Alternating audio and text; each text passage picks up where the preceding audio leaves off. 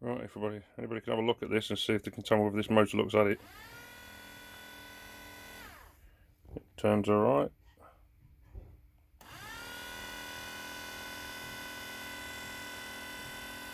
That's on just a little battery.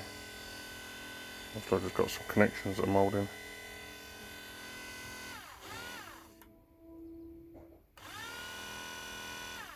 Does that sound fine or rough? To me that sounds perfect. No wear in that bearing. No wear in the bearing or whatsoever.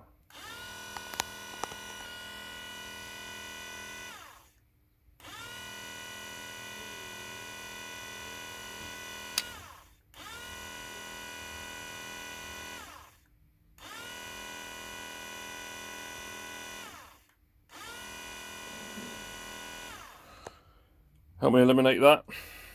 This might be one thing off the list. Thank you.